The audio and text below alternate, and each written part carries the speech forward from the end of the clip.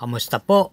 At isang magandang naman po sa inyo ang hatid ng Mangkelos TV para sa ating pagbigay ng giya ngayong September 26, 2025, Friday. Magsisimula po ng alas 5 ng hapon.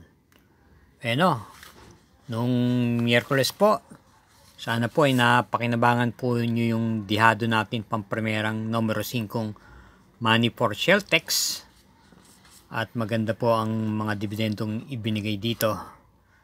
Gayun din naman yung kalahok numero 2 na nabiting lang po. Yung isa pa rin natin dihadong Stand in Faith. Kahit paano ay kung napakinabangan yung forecast nun, ay maganda-ganda rin pa ho. Bueno po, tayo di na rin po magtatagal pa at magsisimula na rin po tayo sa pangarerang itong Biyernes. Ito'y binubuo po ng mga 7 hanggang 14 na kalahok. Yung iba naglaro sa 8, 9 at 10 na mga magsisitakbo. Tayo na po at atin pong himay-himay na. Karera numero 1. Ito'y isang 3-year-old and above maiden race for placers. Meron po tayong pentapekta rito. Start ng winner take all, races 1 to 7.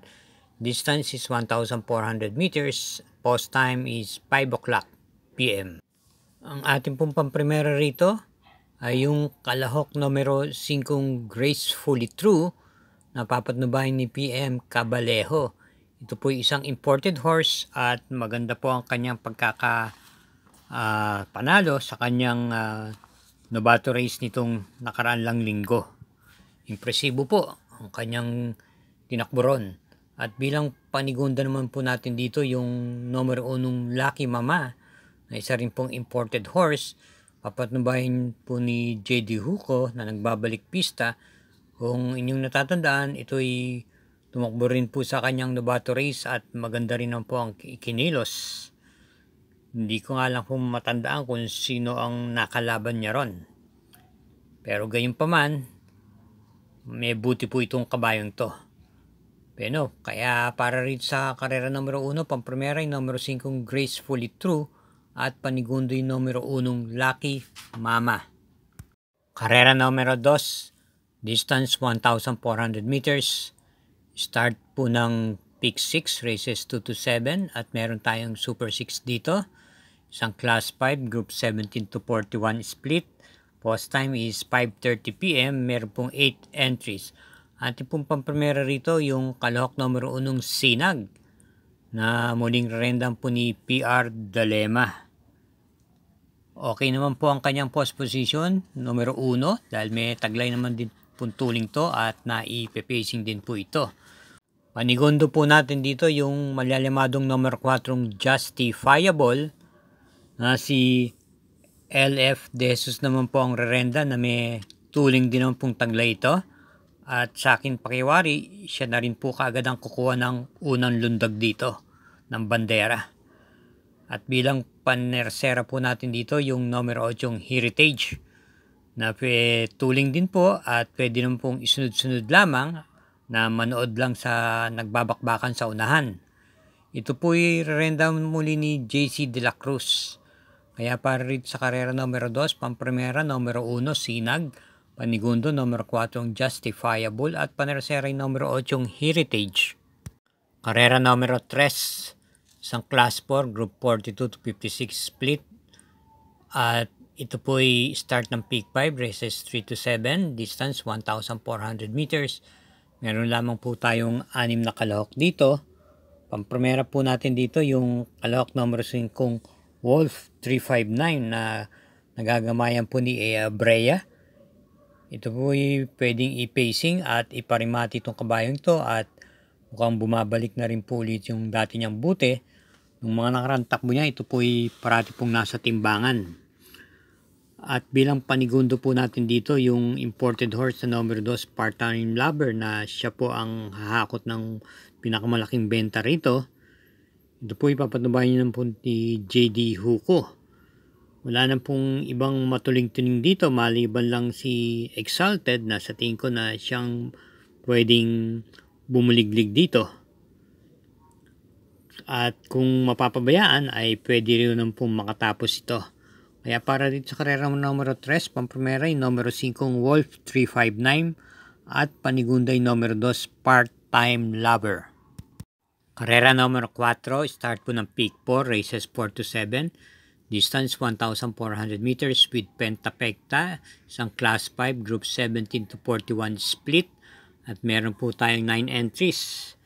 Atin pong napipisil pang primera rito yung dihadong numero 6, Top of the Mark.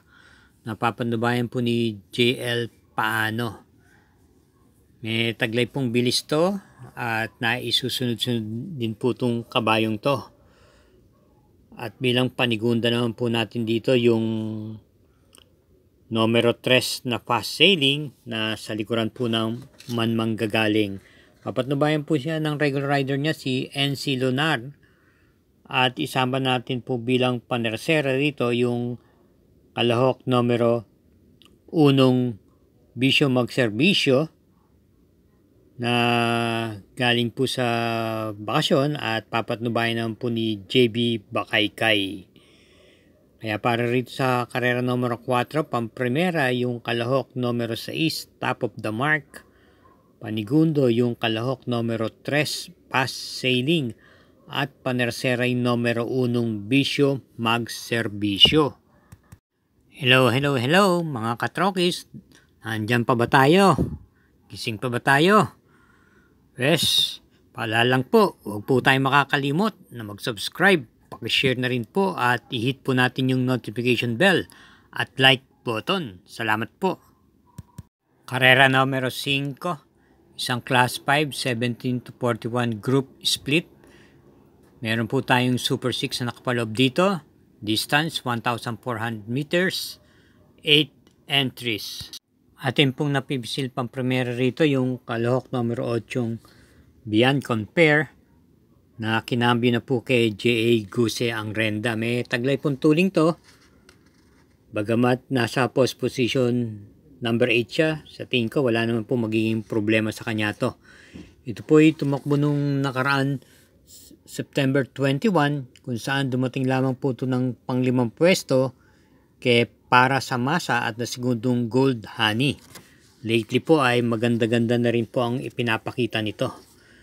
At bilang panigundo po natin dito yung numero 3 Snow White na nagagamayan naman po ni Patty Dilema. Dumating lamang po ito ng tersera pwesto kay Art Seb nung September 17. At bago rito, ito po ay nakapagtala po ng panalo. Isa pong derimate, baka po makapanood ng bakbakan sa unahan. Dahil nandyan po yung numero 1 Hang Loose na malamang maghahagaran po sila sa unahan nito ni Beyond Compare. At naman pong panersera rito ay yung kalahok numero 6 Boss Mario na rerendahan po ni P.O. Rife. Galing lang po ito sa bakasyon pero may taglay din naman pong buti itong kabayong to. Kaya para rito sa karera numero 5, pamprimero po natin dito yung kalahok numero 8 Beyond Compare. Panigundo yung numero 3 Snow White. At panersera natin yung dihadong numero 6 Boss Mario. Karera numero 6, penultimate race. Ito po ay may distansyang 1,400 meters, isang class 4, group 42 to 56. Group split, meron po tayong pentapekta rito. At ito po ay full gate, 14 entries. At napakarami pong matutuling dito. Andyan po si Basket of Gold, Winter of Fire, Gamer Winner, Flywheel, at ganyan po si Gentleman Bell. At Runway 10. Pagka mabilis po ang ere nito. Doon po tayo lalagay sa derimate yung meron pong dating at naipipacing. Pamprimera po natin dito yung kalahok numero 5 High Maintenance na isang imported horse. Ito po ay merimate at pwede rin pong isunod-sunod lamang to at papatnubayan po ngayon ni PM Cabalejo. Bilang panigundo naman po natin dito yung madidihadong numero 3, Trump Peter. Pwede po itong isabay sa unahan, i-pacing at iparimate rin itong kabayong to. At papatnubayan naman po siya ni P.O. Rife. Bagamat galing po sa bakasyon, pero may taglay din naman pong buti itong kabayong to at napapalaban din po sa mga bigat at sa mga stakes races. Pwede pong i-pacing, iparimate at isabay din po sa unahan itong kabayong to. At bilang panersera naman po natin dito yung kalahok numero 7 Basket of Gold, na isa na rin sa makita natin magdadala ng marcha sa unahan. Pero ikaginagandahan po dito, naturoan na rin po itong i-pacing lamang. Siya po yung muling rarendahan po ni J.A. Guse na nakuha po ang kilite ng kabayong to. Kaya para rito sa karera numero 6, pampremera yung numero 5 High Maintenance, panigundo numero 3 Trump Peter, at panersera yung kalahok numero 7 Basket of Gold. Karera numero 7, last daily double, para tingan po ito ng winner take all, pick 6, pick 5 at pick 4. At meron tayong super 6 dito, distance 1,400 meters, ang class 5, group 17 to 41 split. Meron pong 10 entries at may super 6 pong nakapaloob dito. Ating pong pampremera rito yung dihadong numero 2, Primero Soldado, na papatnubayan po ni J.D. Huco.